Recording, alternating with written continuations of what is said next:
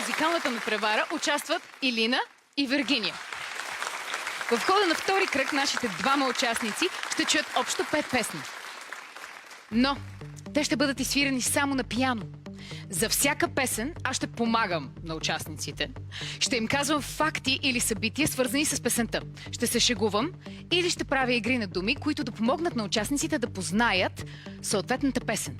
Преди песента да зазвучи, всеки участник ще има право да предложи възможно по-малък брой ноти. Толкова ноти, колкото ще му бъдат достатъчни, за да назове точното заглавие на песента. Но има нещо много важно. Никой от двамата участници няма право да каже, че ще познае песента с повече от 10 ноти.